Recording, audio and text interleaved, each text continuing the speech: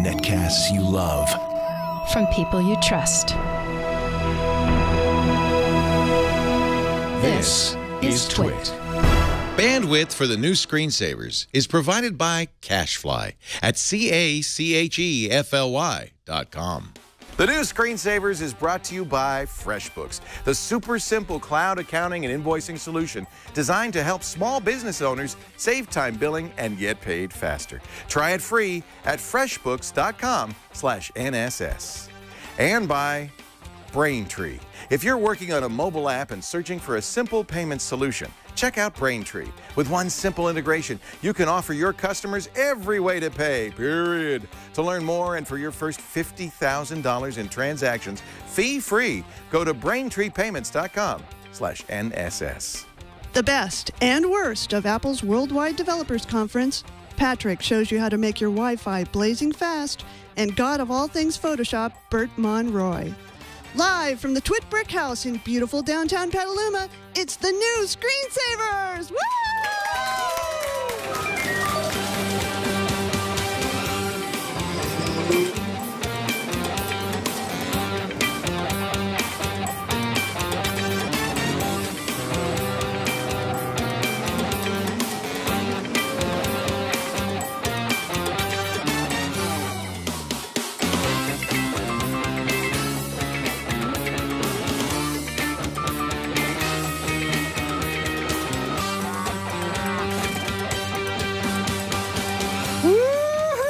Screensavers are on the air, ladies and gentlemen. Hello, everybody. I'm Leo Laporte. I'm Patrick Norton. Wow. How are like you? Old times. Good to see you, Pat. How are you? Just like episode 1. It feels like, no, I wore a different shirt. It just looks the same. Oh, me too. Hey, thanks to Diana from Washington State for a great open. You did a great job. Lovely studio audience here today. You see, we've installed the new Twit Stadium seating, which I think really makes a big difference for the people in the back row. They can now see. Are you excited Bert Monroy is here? I'm always excited to see Bert Monroy. Remember how much fun we had with Bert on the old show? It was so great. Well, I love doing that. I've kept in touch with him since then. Have you? He does nice work. Wow. Have you seen what he does? Yes. In fact, you know what? He's going to unveil a brand new painting, a new work. Is this one going to be like 90 meters long? No, it's a little bitty one. Let's see. What do we do? I just read a whole rundown of the show, and I have no idea. But fortunately, joining us to talk about Apple's Worldwide Developers Conference. Okay. So, when there's a rumor about Apple, right, and you want to know if the rumor is true, what do? You go to Twitter and you follow Jim Dalrymple of The Loop. You follow his Twitter feed, and you see, because he'll say something like, yep. Nope. Here's the yep and nope guy himself, Jim Dalrymple from The Loop. Hey, Jim. How you doing, Leo? Just do a yep for me, will ya? Yep. Hey, have we ever met? Because I feel like I know you, but I've been following you for years. I know. We've known each other virtually for a long, long time. Well, it's so great to see you. And, of course, lots of friends in common and so forth. Yeah. So did you come out for WWDC this year? Yeah. It was an interesting week. What do you think? About Jimmy Iovine? Well, that was one thing that was kind of obvious. We watched the keynote from afar and commented on it. Yeah. That they brought on Jimmy Iovine, from music industry guru, one of the founders of Beats. They brought on Drake, Toronto-based rap star, if that's not a contradiction in terms. No. And they brought on The Lost Weekend. It's good for you. You'll like it. None of them seem to really be in tune with what was going on in any way. It was a little bit different than what we're used to with Apple because, Tim Cook did a great job as always. As always. Eddie Q is always funny on stage. And, Eddie did a great job. And then Apple had a couple of their female VPs up on stage. Everything was going great. And then, Jimmy came out and the wheels kind of fell off the train. I think the whole music thing was such a departure for Apple. For those of us who were recording other things while the wheels fell off the train, what exactly happened when the no longer Beats, now Apple Music, by the way, love the headlines that everybody in the planet's now going after Apple potentially for trying to eliminate free streaming music on the planet. I mean, how bad did the wheels fall off the particular car? It wasn't that bad, was it, Jim? No, it wasn't. It's not that it was a complete disaster, but it wasn't Apple-like. I mean, Apple is always very polished in its speeches. And Jimmy, you could tell that he was reading from a screen on the front of the stage. Like, you know, that's the first time he had seen the words that he was supposed to say. And it just wasn't, it wasn't Apple-like. Dare I say it was almost Samsung-like. Oh. Oh. Ow! Having been in a couple of those, I know exactly what that means. So here's Apple Music. Now there were other announcements, and we should probably talk about it since it's a developer iOS conference. time. iOS 9, El Capitan. Yeah. Any surprises for you, Jim? You're pretty connected with the Apple, people. Any surprises in that stage? No, there were no real surprises this time, and you know, that makes sense though, because it's a developer conference, so everything that was really talked about was more for them. So, you know, consumers look at this keynote and say, well, there wasn't really a whole lot there for me, but in 3 months there will be, because developers got everything that they needed to make the next great bunch of apps. They surprised me a little bit because instead of they said Watch OS. Like it's a different OS. Yes. Does that? What's your understanding of? You know, when the iPhone was first announced, Steve Jobs said it's running OS 10. Right. Which was a bit of a stretch, but it had the mock kernel, and I guess it had some OS 10 code. Now it's iOS, not OS 10, but it's related. Watch OS. Do we even know what it runs? Is there a Watch OS? Yeah, WatchOS is kind of a new version of iOS that, you know, what Apple said before was that iOS was a scaled down version of OS 10, you know, it was running all the same. Well, I see WatchOS as kind of like that again, another scaled down version, completely different interface, and, you know, the same types of underpinnings. So WatchOS is going to have a better ability to host discrete apps, or the idea that we can actually do, you know, instead of crufting data off of the iPhone app, we'll have actual apps that third-party developers are making for Apple Watch. I mean, what was? I mean, that seemed like a big deal to me. Multitasking on the iPad seemed like a huge deal to me. I love that. But that presages a new, larger iPad Pro, right? Well, but it's going all the way back to like the iPad 2. I know, but really, you don't want to take a mini and divide it in half so much. But I could see on a 12.9 inch, that's kind of critical. Or a 10 inch. Yeah, I guess. Yeah. I've tried it on the 10 inch, and it's great. Nice. You know, to be able to have those split screens, because, you know, on an iPad or an iOS device, you're always switching back and forth and copying and then switching back again, and, you know, it's kind of a hassle. I tried it on the Microsoft Surface Pro. It's nice too. Yeah. Same thing. Imagine that. No, that's a bad joke. It seemed like a lot of small incremental things. What did you think the biggest announcement of the day was? You know, it's funny. For me, the biggest announcement was that Apple was going to focus on stability for OS 10. Yay. Because the last one, you know, they brought out a bunch of new features to make OS 10 and iOS talk together and hand off applications and different things like that. All very difficult things to do, but they made it all work. Now it's time to, you know, just shore up everything. Irritate you? Polish. Like they did with Snow Leopard. I think that's sensible, to polish it. Exactly.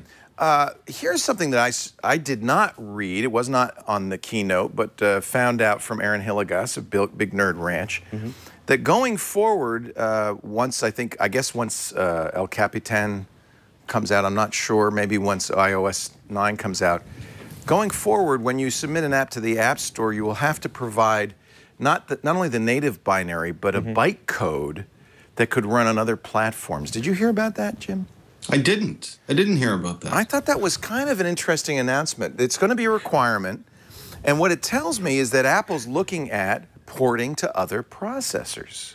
Or they're tired of actually having to reverse engineer all of the features they take from third-party developers and implement in the operating system. Oh, you think it'll make it easier to steal? Is that what you're saying? Oh, yeah, that's but I'm feeling cynical today because it's Saturday and the sun is shining. Holy cow! Well, you know, I remember window blinds, like when that got pulled into, like, you know, iOS 7 point something, and Apple being like, "Thanks, that was a great idea." I have to read up more on this, but I thought that was really intriguing, and now I've forgotten. What processor would they they go to? Because they're working on an ARM design. They bought the best company for optimizing ARM designs and making them faster and made them internal. So in theory, they have the best operating ARM processors on the planet. What other processor would even be remotely compelling? Well, either putting Intel on iPad, I mean, certainly Intel wants to be on mobile with their scale processors, or maybe making OS X available on on an ARM platform. We've heard some of that too, right? The idea that you might want to do like the next MacBook, the super light, super low power version, maybe do an ARM version. Everything you do with a tablet with a keyboard. Yeah. Anyway, it's an interesting requirement and it's kind of a surprise. So look into that, will you, Jim? And then you can say yep or nope on Twitter. I'm on it. I'm on it. Let's see. Apple Music. That's the final question. Yeah. This is tough for Apple. I feel like they're facing, just as everybody does with the internet, a sea change in the way they do business. iTunes became the dominant music platform. In fact, it's the #1 way people buy music. But last year, 14% fewer people bought music. Most of them started to move to these streaming services. That's, I think, why Apple bought Beats. Is this a do-or-die scenario where they really need to shore up their music business by providing this extra streaming stuff? How important is it? It's important. I don't know if it's do or die, but it's very important because Apple's already had 2 kicks at the can for, interactivity and music.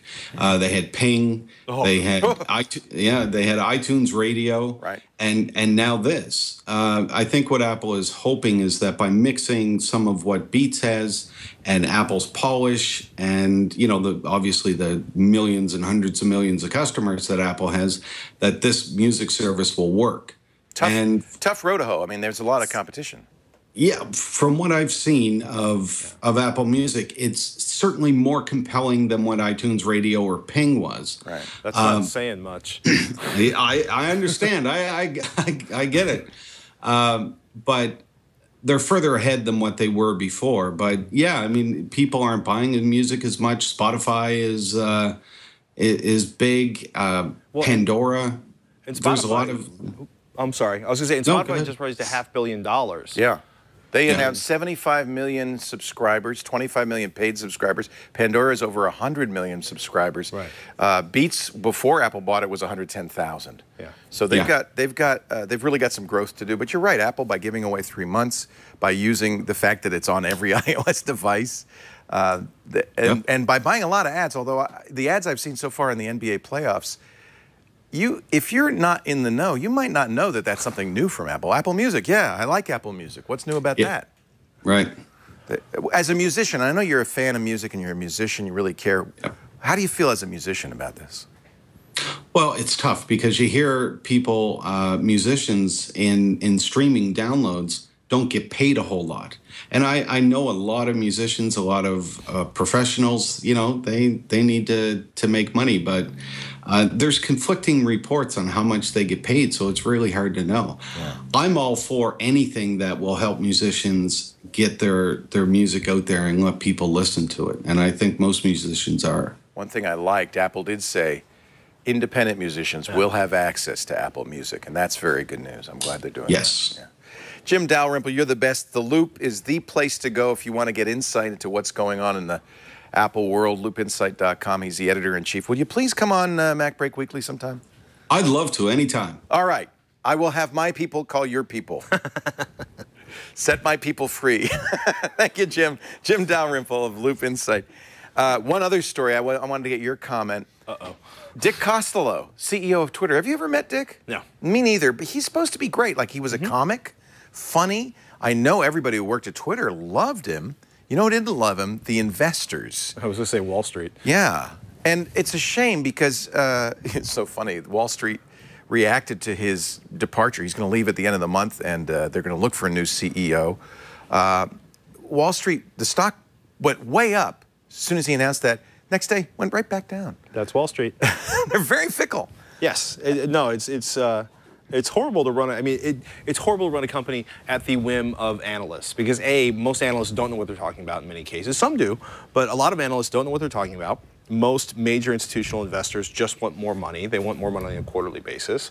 So that's the real problem. Is that their goals are different from the goals of the people who run the company and the people who use the company. Yes. investors want to make money fast. Well, it's hard to tell whether, whether Mr. Costello got blindsided.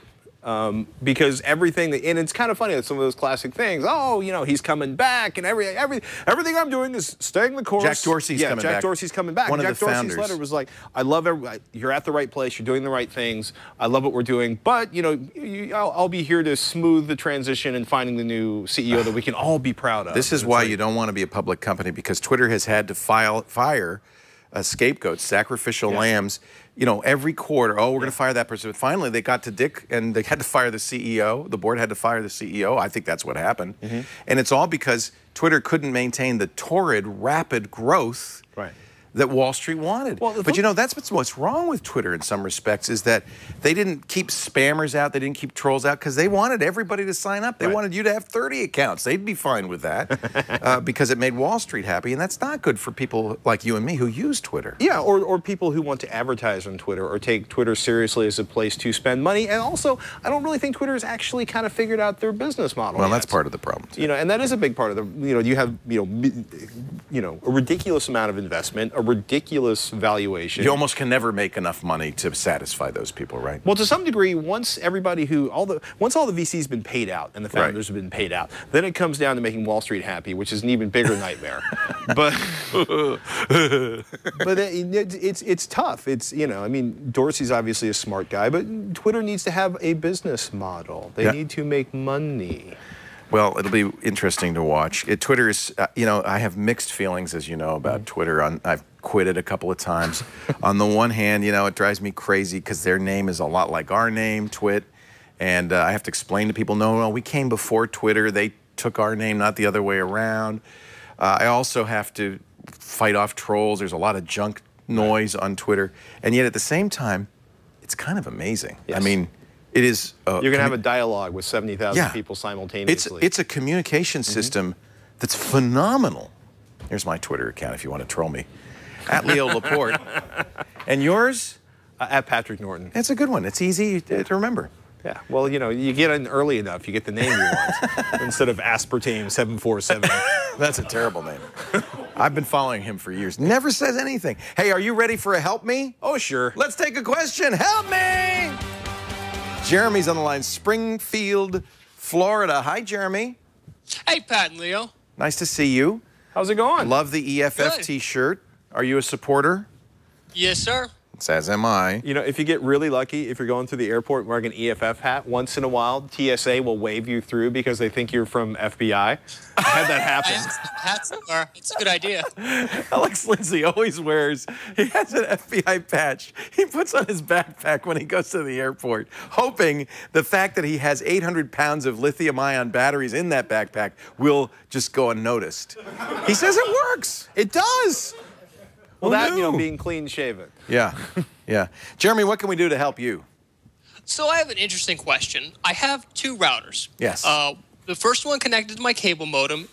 I call it the grown-up network. It's set up with regular Comcast DNS. Yeah. And I call it the grown-up network because pretty much anything flies on there. Now, my second router is connected to the grown-up network, and that's the kids network. And it has OpenDNS set up with parental controls.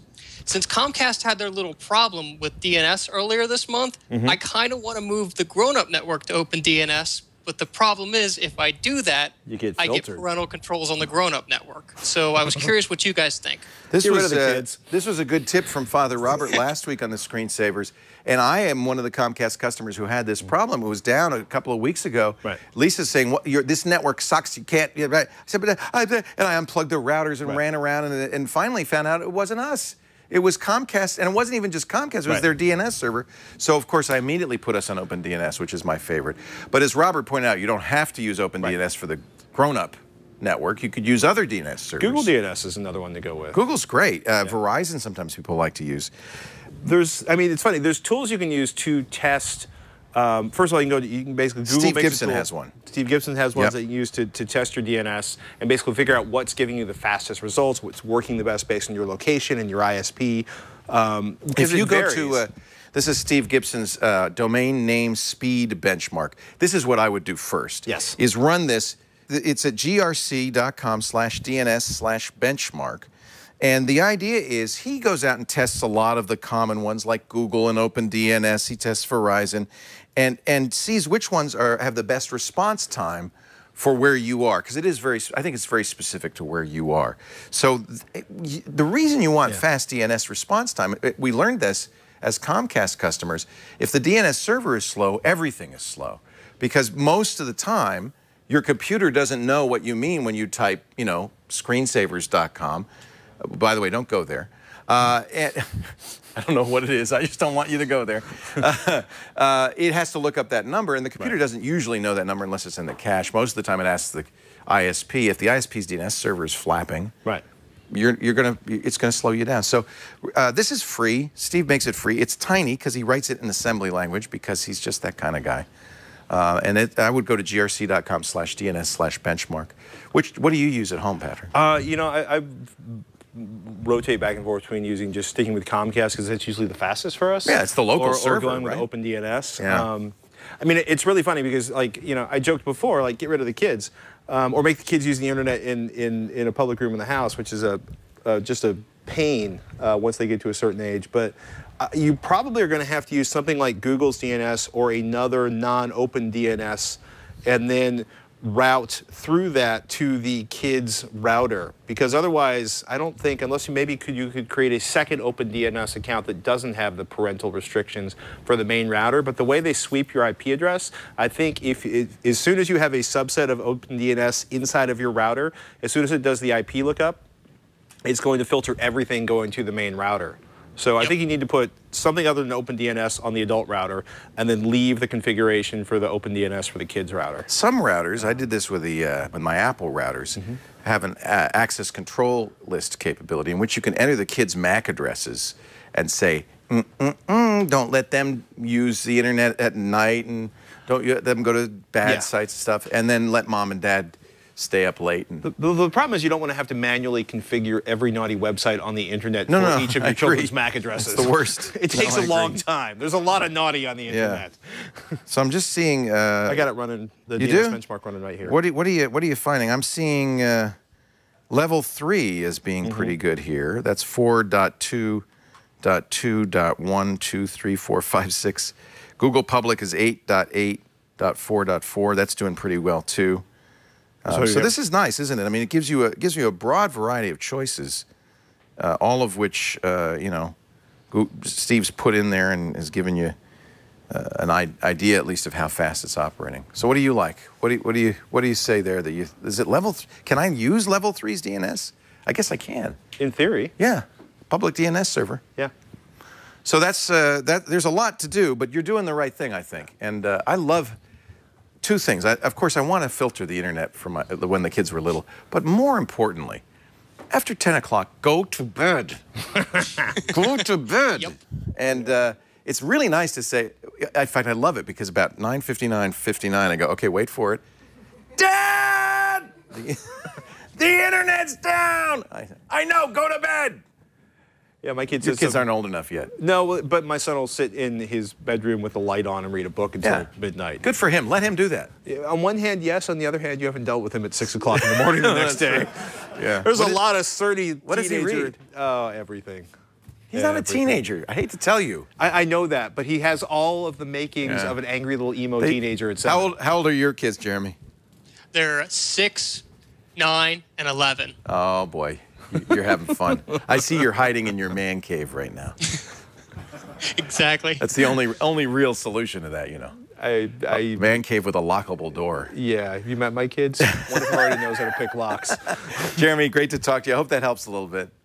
Yeah, it does. Thanks so much, guys. It's so nice to have you on the new Screensavers. You want to send in questions? Here's how. Need tech help? The new Screensavers are here with answers. Email your tech questions to newscreensavers@twit.tv. Somebody's saying, you know, your kids can just spoof the MAC address. Once your kid gets smart enough to spoof MAC addresses, all bets are off. Or you just chain a computer in the kitchen and make them use it there. Then you're really... I figure if I could fool them For a little while, I'm good. Hey, coming up in just a little bit, Patrick is going to show us some good Wi-Fi tricks. Yes, I've got a really cool tool I think everybody's going to like. And I just saw it, and it is super cool. It is super. I never knew such a thing existed. Free cool tools. Before we do that, oh, and a reminder, next week, Sarah Lane stands right where you're standing. We'll have to put a box or two for her to stand. I wasn't going to. But she'll be she'll be right there. I'll be squatting. Small but mighty. Small but mighty. A treacherous little ball of steel, she calls herself. Our show today brought to you by FreshBooks. You know about FreshBooks. Anybody who's a freelancer knows about FreshBooks. I know about FreshBooks. I love FreshBooks. Been using them for 10 years. Been using them for 2 months. Well, you discovered it. Isn't that cool? Well, I wasn't doing a lot of invoices for a while. Oh, yeah. You used to be an employee. Yeah. See, FreshBooks is great for freelancers, for small business people just starting out. You're doing a great job. Thank you. You want to be able to send invoices in a timely manner in a way that clients are likely to pay. And that's kind of a twofold problem. First of all, come the 30th of the month, the last thing I want to do is fire up Microsoft Word, start getting an invoice, get the envelopes, the stamps, mail. I hated that. FreshBooks solved it because it makes your great professional-looking invoices. Right. You send them out via email. And they solved the other problem, too, because the invoice has a button that says, Pay Leo. I wish they all said Pay Leo. They say Pay Patrick, pay whatever. And it makes it very easy for your clients to pay you. Well, also, as somebody who is the worst invoicer on record, me too. You know, I would send an invoice once every 3 or 4 months. You have a shoebox of receipts and stuff. And when I was younger, I didn't have children to feed and health insurance to pay. I was more lackadaisical about it. But it's basically you go up, you set up your clients. You can either create a standard invoice and then do that each and every month, or you can create custom invoices. It's really I love it. Easy. And automated, if say you have a client that is slow pay, automated payment reminders, which are nice. It kind of eliminates that embarrassing phone call. Makes it very easy to capture your expenses right into your camera. They have a FreshBooks app. You can also use that app to keep time and hours. So if you bill for time and hours, couldn't be easier. It goes right into the invoice. And if you ever need help, the FreshBooks rock stars are there. Right from the FreshBook offices. Look how fresh-faced they are. Good-looking crew, and they are so nice. They're so helpful. You will love FreshBooks. Join 5 million people like me and Patrick who use FreshBooks. Here's the deal. 30 days free, no obligation. FreshBooks.com/NSS. I pay for it out of pocket. It's worth it. Oh, it's totally worth it. Yeah. Well, 30 days free. You can find out for yourself. But do, if you would, when they ask you, how did you hear about us, just put NSS. New Screen Snavers, and they'll make sure that they send us a bill. I don't know what they'll do. They'll send us an invoice. You should probably send them. All right, we're moving on. Patrick, let's see, is coming up with Wi-Fi, but first, oh, this is good. Yeah. A travel battery recommendation. Hey, I'm Ron Amadio from Ars Technica, and my tip is if you travel a lot, if you always need more power from your devices, go out and buy an external battery. They come in a million different shapes and sizes, big ones, little ones. My favorite is this gigantic one here. This is Hyperjuice. So this will power like a MacBook or your cell phone or just about anything else you can plug into it with a USB port. And, I'm always on the road. I'm always running out of power in my cell phone and everything else. And these work across devices. When you upgrade a new phone, you can keep them. And they're just lifesavers when you're out on the road and need power. Ron Amadio, and a little battery advice. You use external battery. You have that Anchor. Yes, right actually, there, right? I have 2 Anchors. I've got, by the way, A-N-K-E-R. Yes. Not A-N-C-H-O-R. No. Anchor. They sell, you can go to the ianchor.com is their website. They sell on Amazon. I love them. 12,800 milliamp hour. They're 2nd gen Astro 3. And then I've also got one of the 6,400 milliamp hour batteries. But yeah, I always have one of these. Well, I started using them back when I was still using a discrete wireless modem a lot, because I would get like 90 minutes of battery life out of the modem, and then I just started jacking it directly into an external battery, and now I'm constantly using it for phones, my MP3 player and a bunch of other stuff. It drives me crazy because a lot of the new smartphones, mostly because of looks, like the iPhone, you can't pry the back off. Right. So you have to have something like that. I love the Galaxy S6. It's like the most beautiful phone ever. Battery life, terrible. Well, they want to make it thin, so they put like a 3,000 milliamp hour battery inside. Barely, not even that. Yeah. And so, but what I do is I have one from a company called Aukey, A-U-K-E-Y. They make a quick charge, a Qualcomm quick charge. See that? Nice. It's $30. It's only 10,000 milliamp hours, but It will charge that S6 in an hour because it's cool. quick charge. Anchor, I think, is starting to make quick charge as well. But you know, you have the I see you have the new LG G4. There's 3 USB ports on this. I love it that they still make. Somebody still makes. I'm going to pry the back off. I noticed, but you're being gentle. Removable battery. Love that. I'm less concerned about the removable battery with the external charger, at least until the end of the battery No, that's life. That's the other option, right? When, you know, when you've worn out the battery. Oh, this phone is not going to last that long. In your hands, 2 years? I'm actually being very gentle with Are that you? phone. Because I can't really get, you know, a thunderous aluminum heat-treated case of doom. That's what. Well, that's Is that what you're looking for? Exactly. Yeah. Okay. Well, everybody laughs. The one advantage of the iPhone 6 is like you can get all of these ridiculous cases that are built for idiots like me who can't keep from breaking screens. Gorilla? Do you use a Gorilla case? I do not use a Gorilla case. I'm still using. Where did it go? My phone's around here somewhere. He's sitting on it. I'm not breaking the phones now. I'm just losing them. No, I've been using a LifeProof case, but actually the LifeProof case. LifeProof's good. It's good, but this one actually kind of blew the lens cover, came apart, and some other stuff. I won't let my kids. I won't get them a new phone unless they wear. They have a Gorilla case. What is it? It's not Gorilla. It's Gorilla something. Gorilla. I want to see this. I don't care. It's Wi-Fi time, folks. We were talking earlier about Wi-Fi. But I'm still looking for the Gorilla case. What is it called?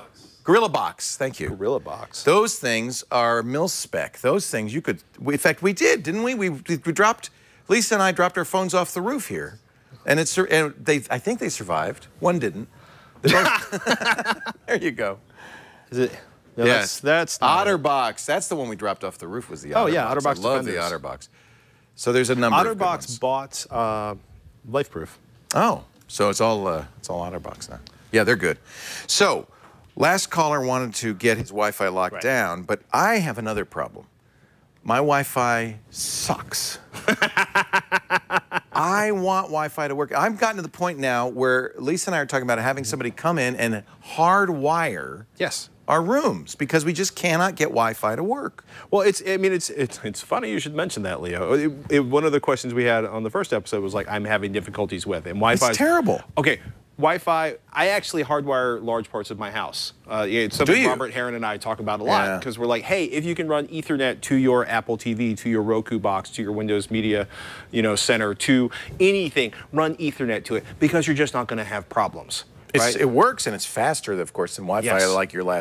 Like that caller you said. Well, it's funny. So one of the things I've been playing around with Ekahau, hopefully I'm saying that right, the heat mapper. This is free software and heat mapping software. Whoa! Okay, so I don't know if you can see it. That's the Twit brick house. Yeah, so this is the brick house. Whoa! So what I did is each of these spots, right? You walk around and you click. So you're mapping the Wi-Fi strength all over the brick house. Well, it's crazy. Like, this is all of the different wireless access points. If you could find that FBI surveillance van, I'd be very grateful. I'll see what I can do. Okay. I'm pretty sure I know which corner of the building it is down in the basement.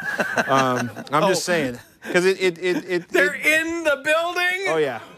Put down the phone, get out of the house. They're in the house. But you look at it, right? So what this is I can select different routers and I get an idea where it's best. Yeah. That's true because our conference room, which is up there at the top of the screen, we can't really get anything done. Well, That's you can. really you just get it done very slowly. So one of the things that this allows you to do, and we've talked about this before, is you have to look at your house as a place that's horrible for Wi-Fi. Yes. Right? It's a hostile environment. I like that, a hostile environment. And so can you put it in the center of your house? Well, that's a start. That's a start. It's a great start if the center of your house is like, is in the middle. Sheetrock and wood. Oh. Or, well, you laugh. Not horsehair plaster. Well, we know that's bad. Don't mock me about the horsehair plaster. But I knew somebody who I put the router in the center of the house, like you said. Well, the center of his house was part of an elevator shaft for the building he was in. So that's not good. Everything on the other side. So think about it in a steel case. Yeah. So what you can do with something like this is try different locations in the house and move around and see How much whether is it works. that program? Free. It's called what? Ekahau Heat Mapper. E-K-A-H-A-U Heat Mapper. Why do people name stuff like that? Well, they probably need to. It's probably somebody's name. Could they call it the giraffe heat maker? I'll talk to them. I could spell that. They're gonna love that. Hey, we love your app that you give away for free instead of like the $3,000 version that other people make. Okay, could you change the name of the company so Leo can remember it? So you remember Garrett called us? Yeah. The guy with the hat? Yeah. We got a video from him. Go ahead, play the video. Hey, Leo, it's Garrett from Erie. You may remember the hat. I was the first caller on the new screensavers, calling in for begging you to help me. And at the time, Patrick nailed the question I had on the head. The real question, the root of the question was the 20 megabits per second I was getting on my 802.11g router. Was that pretty much expected real-world performance? And he said yes. In order to make sure I got the most out of my internet connection, you guys recommended a newer AC router. So I went ahead and took your advice, and I don't want to give anybody any free plugs here, but I did pick up a Buffalo That's a good one. AC 1750 router. I installed this in my home. No horsehair plaster. It is dual band, so I do get to take advantage of 802.11g and AC. In the end, it has definitely improved my situation. Yay. So thank you guys so very much. All right, but now what's under the hat? I'm getting the full, 50 plus megabits out of my internet connection that I never thought I would when I'm doing things like updating my game console firmware or downloading a new build of Windows 10 or whatever. So thank you guys very much. I'm so grateful for your advice. So glad to see that the new show is doing really well. Keep up the good work. Thank you, Garrett. And at the end of my last call, you were about to ask what's under the hat. Yeah, what's under the hat? It's all going away soon, but I might as well show you that is under the hat. So anyway, Leo, Patrick, thank you for helping me. And we'll be in touch. Garrett, thank you for the It's nice once in a while to know that what we recommend actually works. Yeah. Yeah, it's a big plus. Well, it's funny. So 802.11ac router works huge improvements over 802.11n devices. Repeaters actually are something else that will help a lot. I use those like crazy. Yeah, one of the new ones, the crew with the wire cutter did a really crazy roundup. They had like 100 hours of testing and research into it.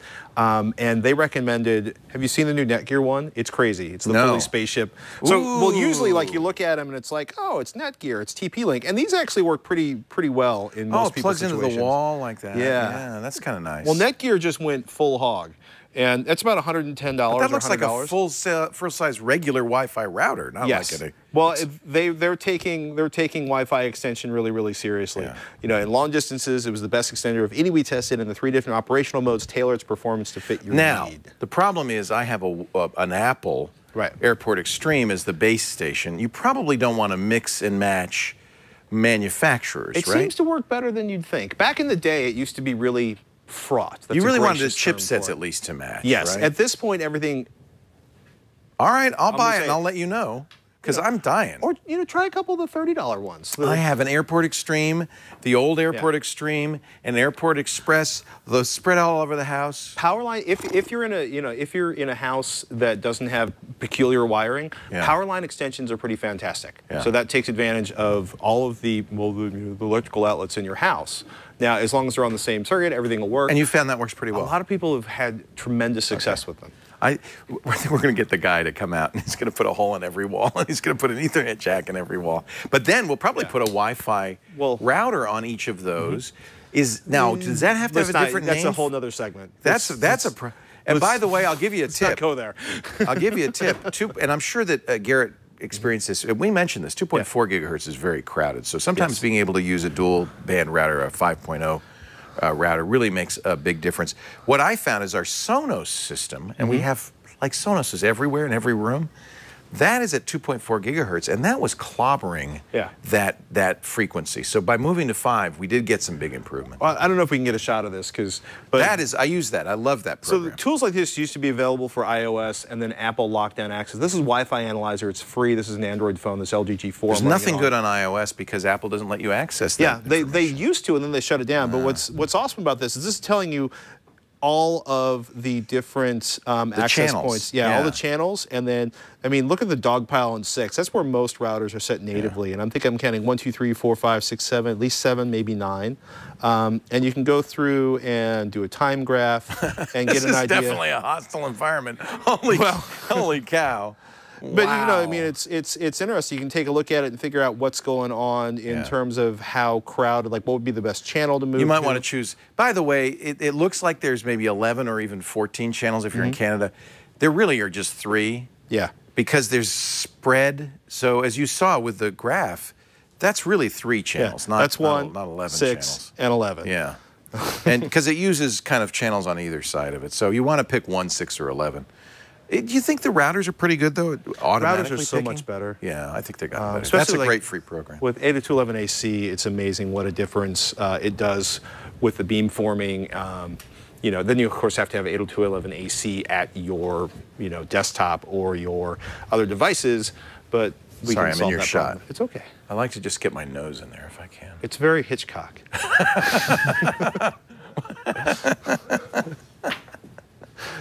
This is stuff they wouldn't let us do on the old place, and I just thought, now that it's my place, I want to put my nose in your shot. Yeah. You would do stuff like that. Would I? Oh, yeah. Oh, sorry.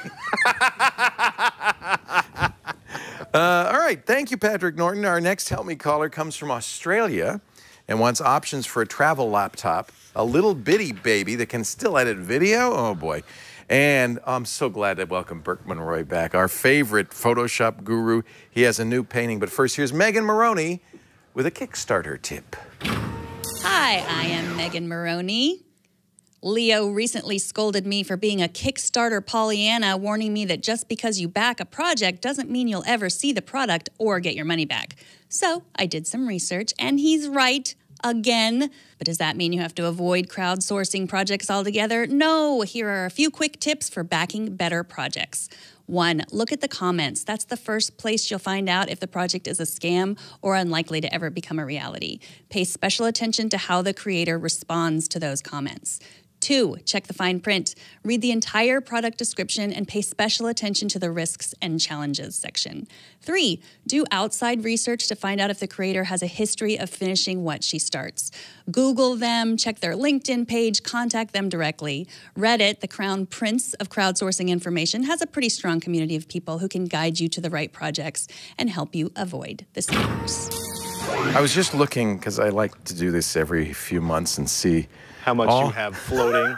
All the Kickstarter projects I have backed over time. Some of these I will undoubtedly get. This is the Dice Age Dice, which I bid for, I think, 3 years ago. It's already on page 2 of my Kickstarter pledges. I did get the ostrich pillow. That was good. And the Joey bra. That was a bra where you could... Okay, if I'm doing the math right, you've got I got problems. At least $3-4 grand tied up in Kickstarter. How many have you actually gotten? Are the green checks? Those are the green checks, most of them. But there's this Dice Age from 2011. Final update January 8th. Sorry, dude, you're not getting crap. So that was the last update. No, I didn't read it, but I did. I should probably read it.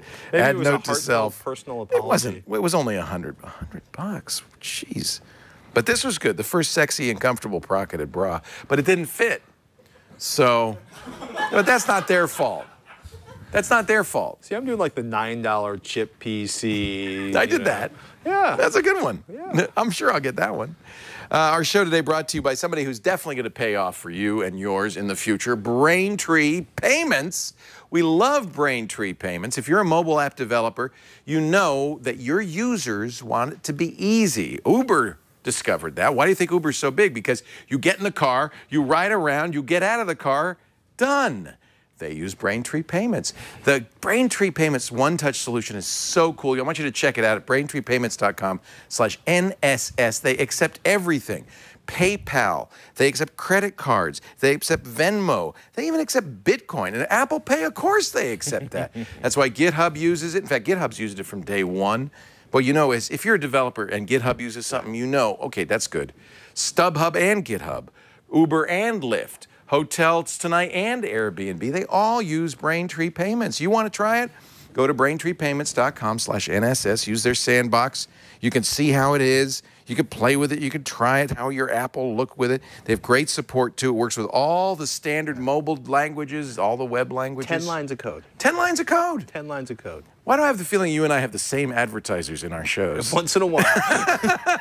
But that's lines of code. Well, I mean, you laugh, but, you Look, know. it's so simple. It's secure.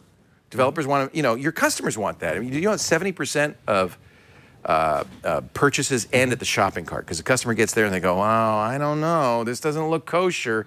Braintree makes it so simple, so easy. They are so comfortable. And just as a sweetener, your first $50,000 in transactions, fee-free. BraintreePayments.com/NSS. We thank them for the support of the new screensavers and apparently of Tech Thing. This Week in Computer Hardware. This Week in Computer. Oh, but if you want to go to that's on this network. techthing.com and support us, please do that. Please do. That's Pat. Tell us a little bit about Tech Thing. Well, we're a weekly show. We do a lot of viewer questions. We review products. It's myself and Shannon Morse. Such a good show. TEKTHING.com, because it turns out TEK is $2,100 and something less than TECH, yeah. So call me cheap. I like Tech Thing. Look at that. Looks like fun. And Shannon, we love snubs, so that sounds like a lot of fun. And it's at techthing.com? Techthing.com, and youtube.com/techthing. Patreon supported, so everybody should give you some money. If you want to help feed my children, please, by all means, patreon.com/techthing. I thank each and every one of you. Thank you very much. Now, ladies and gentlemen, let's go to Melbourne, Australia, where a guy named Grum. Is he up right now? I think he was in Mad Max. Were you in Mad Max, Grum? I can't even say that. No, I can't tell you. NDA. Welcome. What time is it there? It's just after 9 in the morning. Oh, okay. See, it's not bad. He's only been up for the last 2 hours. It's a little early for me, but, you know. What can I do for you, Grum? What can we do for you? Well, I'm a perpetual traveler. Every 2 months, I'll get up, move to another city or another country, and I do a bit of video editing. And at the moment, I'm using a MacBook Pro with Retina, 15-inch, and it's getting a bit heavy and it's getting a bit old. Now, keeping in mind that my whole life is condensed into 2 backpacks, 20 pounds worth. Wow. So I'm thinking of getting a new laptop for video editing. It needs to be compatible to 4K. Don't particularly like proxy editing. So I was looking at the Surface 3 for something that was a bit more powerful but thin and light. But I haven't had a Windows laptop for years. So what do you guys recommend? Are you a couch surfer? Is that how you do this? No, I'm just a digital nomad. So I work on the internet, and when I get bored of wherever I am, I just go somewhere else. How fun. Asia's really, really cheap. You can live in Asia for half as much money as you do in Australia or in America. So I might come over there in Petaluma and hang on your couch. Please do. You can. So where's home, though? Where did you start? I started in Perth, Western Australia about 2 years ago. Yeah. So it's a never-ending journey. What fun. I'm kind of jealous. Awesome. Well, I'd like to do that. You had the chance. You were 20. It was the 70s. That's right. You went into radio. I think I actually did it, but I just don't remember it. Grum, what do you have right now that you're using? A Macintosh? 15-inch. Oh, you said that. That's 15-inch Retina. Yeah. I guess you could get the MacBook. Yeah, I mean, I'm having that moment where I don't know which way to look because you're there and you're there, but it's amazing. You've got 3 completely this is a 3-legged stool situation from hell because you want to edit 4K video. That's a toughie. You want to edit it natively. You want it to take up no weight, no space in your backpack. And the Surface is an interesting device because it runs Windows, which is great because if you go to Windows, you can use Premiere. Premiere, I think, is the tool. It's just awesome for video editing. You're already a subscriber to the Creative Cloud, so he's already using Premiere. Perfect. Yes. And I believe your subscription can go to Windows, right? You just uninstall from Macintosh, so that's not a problem. My thought, though, is if you are the kind of video editor where you are like, I am hitting all of the keyboard shortcuts and I am super fast and I don't spend a lot of time with the mouse, you are going to go nuts with the keyboard that wraps around the front of the Surface. Surface is a great tablet. Continuum, which is the OS 10 feature that's going to allow you to be like, okay, the application behaves like this when I'm on a desktop, and this when I'm on a tablet, and this when I'm on a phone, has a lot of promise if the developers follow through with the opportunities that are available inside the operating system. But my problem is I think you're going to have the Surface, and you're going to be, I'll choose Sri Lanka because food, and you're going to be running around one day, and you're going to end up with a giant keyboard and a mouse that's going to go stuffed into one pocket, side, outside, or inside of your backpack because I already do. So if in that case, the Surface has a lot of potential because you can get 8 gigabytes of RAM on it. And get at least the Core i5. If you're serious about if you're serious about 4K, get the Core i7. Oh man, 4K. You're not editing 4K now, are you, on your Mac? No, but this laptop's going to last me 2 years. I can't afford to keep on buying new laptops. And my next camera is going to be the Sony A7S II when it comes out in a couple of months' time, and I'm going to be playing with 4K constantly. The A7R2 is the one you're talking about, not the S2. Yeah, that's awesome. I'm expecting the S to come soon. You think they'll follow it with an S, you're saying? Oh, absolutely. The original R came out, and I think it was about 5 or 6 months after. Yeah. So I'm preparing myself. I'm going to order the R because I'm that guy. But I love the A7S just now. It's only 12 megapixel. What an awesome. Do you use it now? No, I have played with it. Yeah, you need an external very, recorder very to get tempted to 4K with it right now. Yeah. And I'm curious to see if the A7R2 will still need an external recorder to get 4K. No, it doesn't. It's 4K native. That's amazing. Let me, though, tell you, this is the problem, 4K native editing. I'm looking at a Video Maker magazine article. Right. If you want to do online editing, you need at least, they say, a dual Xeon 2 gigahertz. They're a little aggressive. It's because he's doing it in real time. That's pushing a lot of pixels. You need dual NVIDIA GeForce GTX 760M. Basically, they're talking a Mac Pro here. 32 gigs of RAM. And dedicated SSD, I would say, maybe even a striped RAID. This ain't portable, my friend. This is a Mac Pro, although I guess you could put a Mac Pro in that backpack. It's portable, but it's just real slow. And that's, I mean, that's your situation. Do you remember the original, when we started editing Mac Break in 1080p, you couldn't edit it, and you certainly couldn't watch it. It would go, yeah. And I think 4K is in a similar situation where the workflow still requires a pretty hefty computer. I don't think there's going to be any tablet solution. There's not going to be, most laptops even, you know what I mean, choke. Are choking on 4K video. Yeah. It just is what it is. So I think what you're going to be doing is maybe editing in a lower resolution and then saving out an edit list, an EDL, and then applying that when you get to home base, wherever that is, and somebody's got a massive computer. Have you thought about doing, I mean, first of all, I'm curious, like, what do you use to back up your video when you're traveling? Are you carrying around a satchel full of SD cards? Do you have an external drive? Yep. I've got a whole bunch of SD cards. I've got a whole bunch of external drives. They take up half of my luggage, so I barely have any room for clothes, but computers are more important than clothes.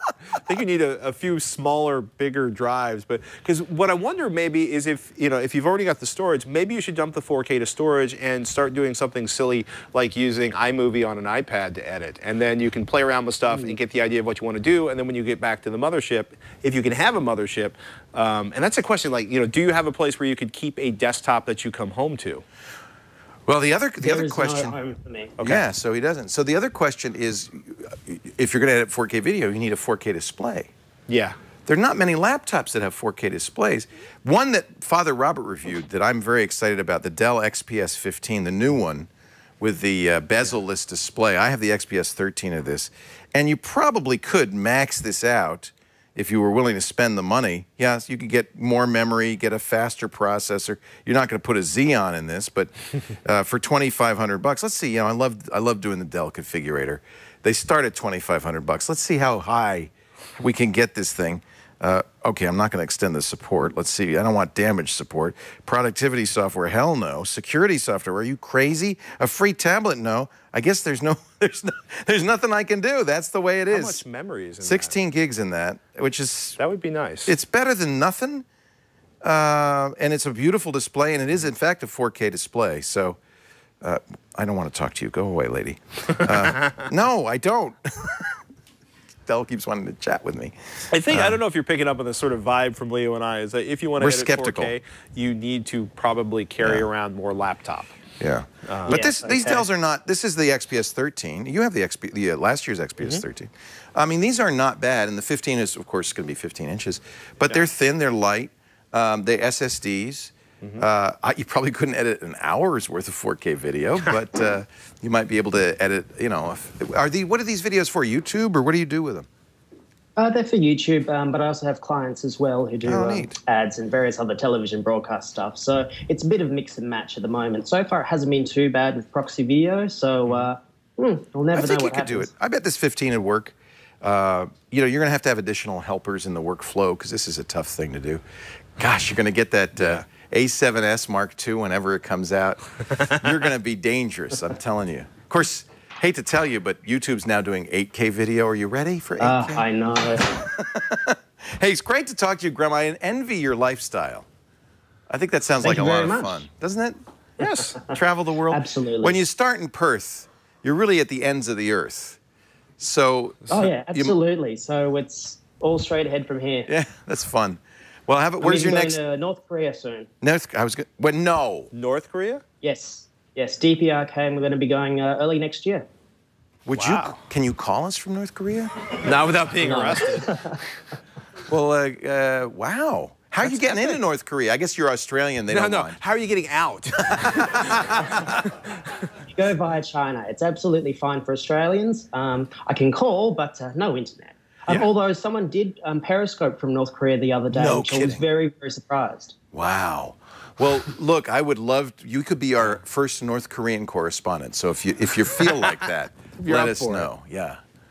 Wow. Absolutely. Don't bring the interview with you, though. That's don't put that on your hard drive. That'd be a bad idea. Great to talk to you, Grum. You are cool. You embody cool. So nice that we could talk to you. Thanks for being here. Take care. Cheers. Cheers. Quick tip from Jeff Jarvis, and then we're going to take a look at some Photoshop tricks and a brand new painting from Bert Monroy. Nice. Stay here. I'm Jeff Jarvis, co-host of This Week in Google. And I hate checking bags. I never check bags. I go away for 14-day trips on a carry-on. How do I do it? I do a Johnny Cash imitation. Black jacket, black shirt, black jeans, black shoes, black socks, everything black. And that way, all I have to do is pack a couple shirts and I can stay forever out of town on one carry-on bag. So my tip, be Johnny Cash. I love it. Jeff Jarvis, thank you very much. He does look like Johnny Cash, doesn't he? Where's my camera? Oh, there we are. Bert Monroy is the old dear friend that everybody wishes they had a Bert Monroy in their life. I am so lucky to have you in my life. For years, you did the best tips in the world in the screensavers, Photoshop tips. It's a long time, It was like a magic act every single time. Blew me away. You worked for a while with the Revision 3. You did Pixel Perfect. Yeah, I had Pixel Perfect. I did 160 episodes, yeah. That's a long while. Yeah, I didn't realize that. You're doing great stuff at lynda.com now. Yeah, I have a weekly show there called Pixel Playground, which comes out every Friday. And that's free, by the way. That's free for a week. Yeah. That was one of the things because I wanted to address my old Pixel Perfect crowd, right? I had a young kid in Africa. I didn't even think they had electricity in this town, but I was his only source of education. So I wanted to reach those people, so I worked it out with Lynda that the show had to be free for at least a short period of time. Good on you, Bert, for doing that. So that was kind of cool. So, by the way, I noticed he's using a 15-inch MacBook Pro for his demonstration. This is my demo machine. Kind of a nice, is that a Wacom? This is the Intuos Pro, yes. Intuos Pro. Yeah, which actually I work on Cintiqs. Those are the tablet with a monitor. Yeah, that's the one that you all together. But when you're mobile, you got to sacrifice for us. Yes, indeed. Yes. So let me ask first of all about this new painting. We've seen your Times Square painting, amazing. Yeah, that took 4 years. Yeah, it took 4 years. The bridge, where was that? What was that? Paris? Oh, that was the bridge is Amsterdam. Amsterdam. Yeah. Where if you zoom in on these paintings, you can zoom and zoom and zoom, and there's so much detail. There's people in the windows. Yeah. It's incredible. There's the beautiful bridge, and boy. Well, the cool thing about that one is that when you zoom in, you go through the fog. Yeah. The fog. The same guys who did the zoom-ins for Times Square, they worked on this for a year to get that to work. It's incredible. Yep. And you can see all of that at Bert's site, bertmonroy.com. So it's starting to clear up, and the closer Isn't that you amazing? get, the more the Just fog like goes fog away. would do. Yeah. See? bertmonroy.com if you want to see this and his other works. He travels sometimes with lightbox versions of the paintings. They're incredible. Yeah, actually, there's going to be Times Square is going to go on exhibit for 5 years at the Computer History Museum later this year. So you must come to San Jose and see that. They're building their own lightbox for that. So anybody who follows Bert on Facebook has seen a screw. Yeah. Is that your new painting? Well, that's the only tease that the world has seen. That's the only thing I showed. I finished it actually a few months ago. I'm almost done with the newest one. But I wanted to tease it on Facebook, and what I put was this. And there's the screw, and that little box up there is where it is in the relation of the whole All right, image. let me guess. Is it a bridge? No. Is it, it's not a bridge. It's some structure, obviously. Well, I'll tell you what. Why don't we, for the first time, ladies and gentlemen, ever. Here it goes. It's called Blue Truck. Oh, look at that. Yeah. That only took a few weeks to do, though. Now, folks, really? Yeah. Wow. So, folks, Bert does painting. These are paintings in Photoshop. They're photorealistic, but this is not a photograph. There's that screw that we were just seeing. Right Look at that. There's a little screw down there. But when you zoom in, unlike a oil painting, when you zoom in, you start to see all the there's details. detail there. Yep. So what I'm going to do is do a quick little tip. It's going to be simple, but I wanted to get a whole bunch of different things in. Layer styles, brushes, all kinds of stuff. So what I'm going to do is I'm going to come way down here into this little corner way down here. Folks, this is the time to start your DVR. And there's this little, because I guarantee right there, you see this little whoa, rust spot there? Yeah. That's what I'm going to recreate. Look at that. Okay. How do you make rust? All right, so not only rust, but, you know, it's peel paint, too. Yeah. All right, so there's a lot of things going on. It looks so real. All right, so here we go. We got a little file here called rust. Okay, so there's just that part of the wheel cover. Okay. So what I'm going to do is I'm going to take, very simple, just going to get my lasso, and I'm going to draw a little shape here, right here. It's just going to very roughly be the little shape where the rust is going to be. All right, so it's going to come down, go around here, go up, and then like that. That's good. Oh, it's Australia. or either that or... There you go. Wait a minute, it's what's the whale? That's Chumby the whale from Carvel Ice Cream. Just on that note, I'm going to enlarge it a little bit there. Take a little more. Okay. It's a Carvel ice cream whale. You're a New Yorker. You remember that. Oh, yes, I do. So what I'm going to do is I'm going to create a layer for it, and I'm just going to fill it with any color, like black. I'm just going to go ahead and fill that with black. All right? Okay. So now I'm going to deselect it. Yeah. So there we go. So we got this little shape here. So now what's going to happen is I want this to look like rust.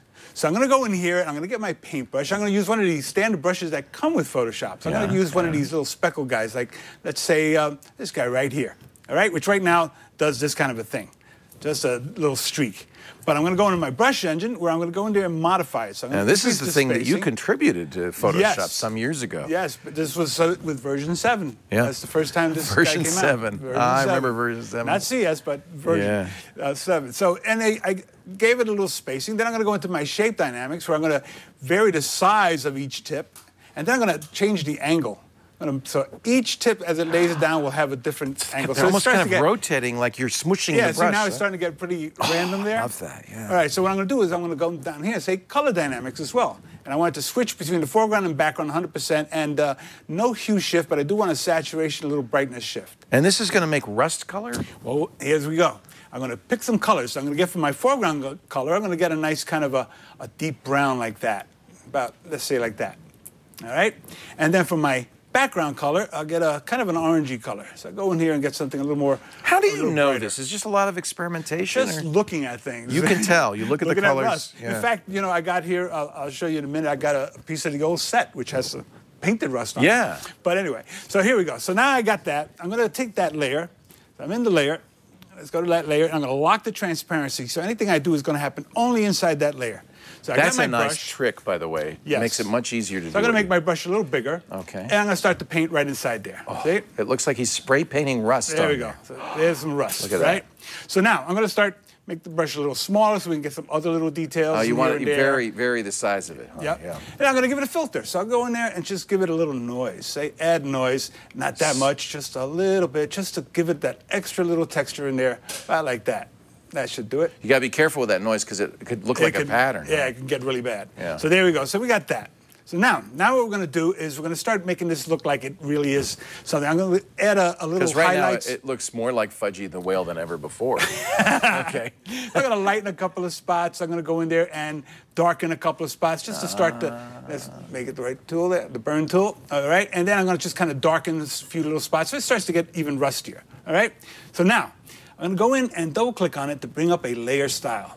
So what I'm going to do is I'm going to give it a little inner shadow.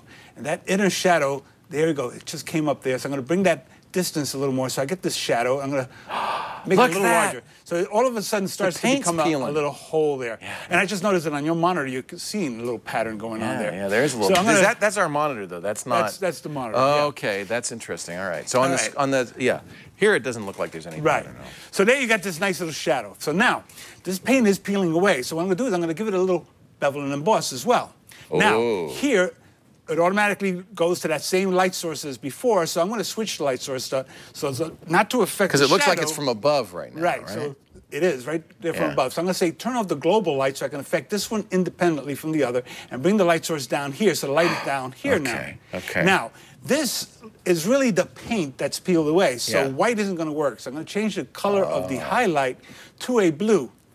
See, we'll get a nice, let's go in here to. See, I would think I'd have to paint that in by hand, like with a magic marker. No, but you don't have to do anything. That's a highlight, so. Click OK, and now you see that the paint is highlighted. And we can bring up the opacity a little bit. I'm going to change this to normal so that we get that blue color. There you go. So now we can see that it's the paint that we're seeing lit up rather than this white. Okay. All right? So we click OK. So far, we're getting there. So now what I'm going to do is I'm going to take a little chunk right here. It's looking really rusty. I'm going to go right through here. Yeah. And I'm going to grab this, and from the background area right there, I'm going to say send that to a new layer via copy. Okay. All right? So I'm going to take that new layer and put it on top of our little hole right there. You can see how valuable layers are when you're working in Photoshop. It's all about the layers. So I'm going to go in here, and with the dodge tool, I'm going to just kind of give it a little lightening right through there, right in that area there. And I'm going to go to my little shadows here and just touch it right through there. So it starts to get a little lighter. And you can see that's lifted up, so it's picking up a little light, right? So I'm going to give that a drop shadow. Drop shadow right in there. Okay. Now, it doesn't matter where it is because I'm going to play with it a little further. So I'm going to click OK. I have a drop shadow. Yeah. But I want to manipulate this drop shadow and have it only see how it's showing out there. Yeah. So what I'm going to do is I'm going to come up here and under my layer, I have layer style. I'm going to say create a layer. So it takes that layer style out of the layer and sends it into its own layer. So there you can see that now the drop shadow is Separate layer there. Yeah, so if I take this away, there you can see this is the shadow. So what I'm going to do is I'm going to take that shadow and clip it. I'm going to clip it with the rust hold by holding on my Option key. I'm going to click between them, and there you can see that it got away. And now I can go in there and grab that shadow. There's that shadow, and I can move it around, so I can put it right into position. Oh, it's right peeling. Where I want it, You're right peeling it. there. And I'm going to blur That's it. what the highlight does. It makes it look like it's peeling up, doesn't it? That's it. And I'm going to give it a little tiny blur just to soften it up a little, just a little, about like that. And bring down the opacity just a tad. Shiminy and there you can see that we have our little holy moly hole in the paint and the rust coming through. I can see right under it there. Yep, it's just going in there. How and does just he do it, ladies and gentlemen?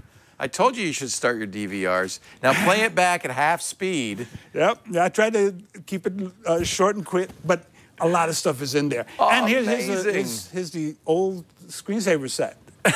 So that's a little piece of it. It's rubber. Yeah, it's I thought that was a bolt. Well, way back then, on the last show, they told me, you want something from the set? And I said, yes. So I reached on the wall, I grabbed that, because when the first time I realized that they were rubber, I wanted one. So when they said take something, Roger Ambrose, who did our set, I wonder where he got these. Yeah. And if you see on the back, you could tell it's just latex rubber that was glued right. So you peeled that off the wall. Yeah, and I've had it ever since. Good man. I'm glad you saved it. I was going to bring my Screensavers T-shirt, but it's got holes in it. Yeah, mine too. No, you wore it. See, you're supposed to put it under glass or something like that. No, I wear that thing. Look how he made rust. That's not just rust. It's the paint. No, I'm sorry. I didn't mean to diminish it in any way. It's everything. Yeah, we can do all kinds of other stuff to make this even more. Where can we see this car painting? Well, this actually, the car, this is the first place you've seen it. I haven't put it, it's not even on my site yet. It'll be on my site sometime next week, but BertMonroy.com. This is the first time you see it. And I'll put it up on the screen so you can see it for the... Don't you love Bert? Gosh, he's just amazing. Let's pull back and... amazing. There it is. There we go. And the attention to detail. See how small a part of the painting that is? That's like nothing. Yeah, but this only took a few weeks. It's not like Times Square that took 4 years. A few weeks is like vacation. Yeah, it was. It was kind of fun. You know what's great is that when Bert's working, there's Times Square. And by the way, Patrick and I are in that. Yeah, right there. There you go. On the trash can. Right next to John Knoll. Yeah, see on the trash can next to John Knoll, the creator of Photoshop. Yeah, right there. There you go. That's done right there. There you are. Which, by the way, the next version of Photoshop, 2015, is going to use that. Bert. Oh, that's me. Taking a picture of my wife. Yeah. Is actually going to use that picture that I did of John. There's and Tom. Linda Wyman.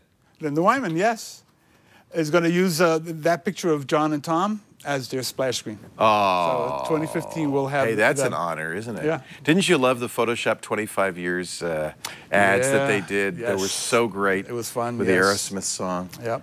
Yep. My friend, you have made a beautiful painting once again, and you've given me chills. Just watching your work is such a thrill. We had a whole group of people gathered around. It's the air conditioning. That's what the is that it? Okay, you can turn the heat up again.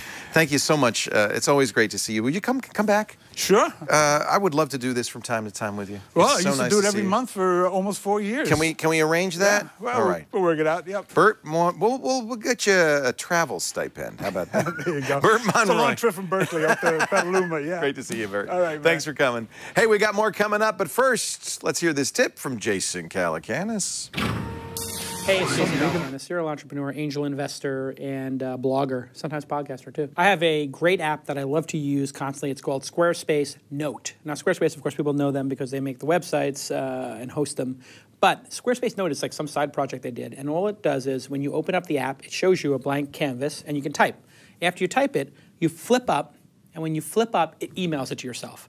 So you can remind yourself in a very lightweight way about something you may have forgotten, or an idea for a blog post, or an idea for your business.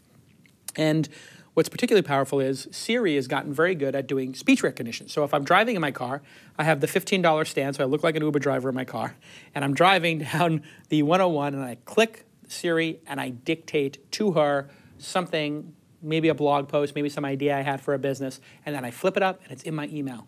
Very quick, very easy, elegant, and simple. Squarespace Note plus Siri equals quick note-taking in your inbox. We're still hoping. Jason wants to be in the HBO series Silicon Valley. He's a little mad about all of those cameos that the other famous tech people have had. He says he's working on it for the next season of Silicon Valley. A great tip from Jason. That's what a character. I could just see him driving down the road. Siri, idea, fudgesicles made out of onion juice. And then moving on. Patrick Norton, you are such a pleasure to have here. Well, thank you. I almost feel like we've traveled back in time when you were a little hairier and I was a little thinner. But it is always fun to work with you. Do you want, my favorite part of the show, always, yes, the old show, was sitting on the staircase. We don't have one of those, I'm sorry. We didn't have one of those for most of the show either. I know. Sitting on the staircase. Remember sometimes we'd do a beat-up old sofa, I think, right? Yes. You'd sit on the back there, and we'd look at the mailbag. And we have the magic, it's just, I ran into it earlier, it attacked me. It's an angry mailbox. It was always my favorite part. And it was really what we called the accordion segment because we didn't know how long the show was going to be. Some days it was non-existent. Some days it was, thank you very much, bye. Once it went 6.5 minutes. Many you times. can hear the furious sound of printing in the background. Stretch. Here's one for you.